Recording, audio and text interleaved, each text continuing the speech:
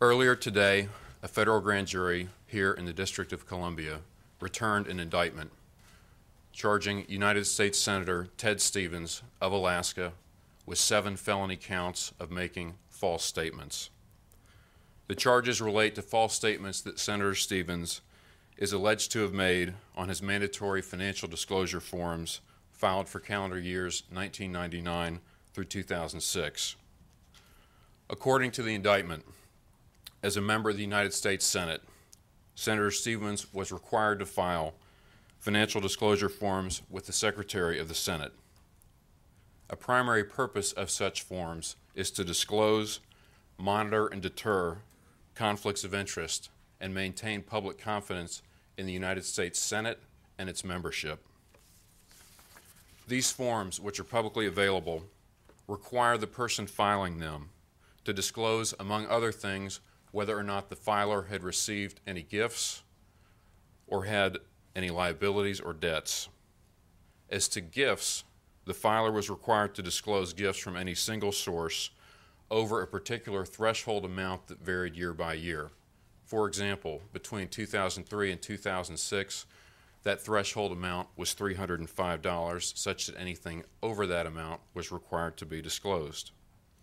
As to liabilities, the filer was required to disclose any liability or debt owed by the filer or his spouse or dependent children in an amount greater than $10,000, as well as the identity of the individual or entity to whom each debt was owed.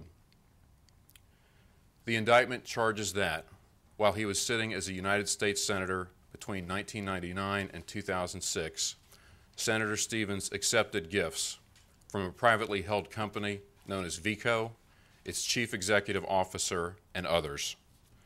Veeco was an oil field services company and operated on an international basis.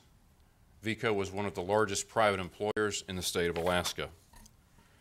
The gifts Senator Stevens is alleged to have received include substantial amounts of material and labor used in the renovation of a private residence, which Senator Stevens and his wife owned, located in the town of Girdwood, Alaska. These renovations are alleged to have included the addition of a new first floor with multiple bedrooms and a bathroom, as well as a finished full basement. Veeco contractors and employees performed a significant portion of these renovations.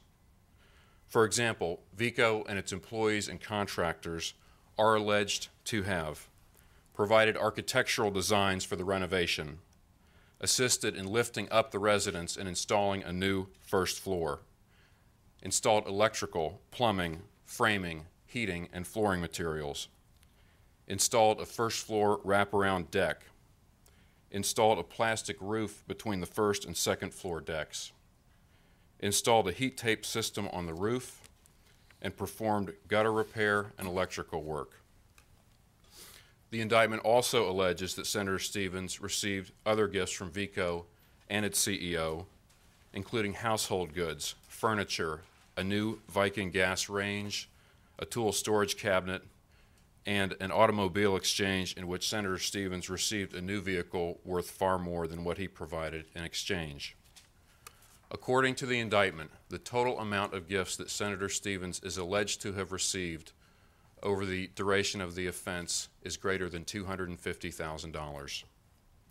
Also, according to the indictment, these items were not disclosed on Senator Stevens' financial disclosure forms, which he filed under penalties of perjury, either as gifts or as liabilities.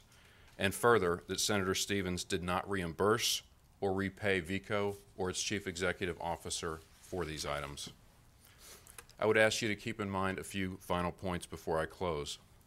First, let me remind you again that what I have described today are allegations which have been made in an indictment returned by a federal grand jury. In terms of where we are now procedurally in this case, we are at the very beginning of the criminal process because an indictment has just been returned. Like any other criminal defendant, Senator Stevens is presumed innocent unless and until he is proven guilty in a court of law.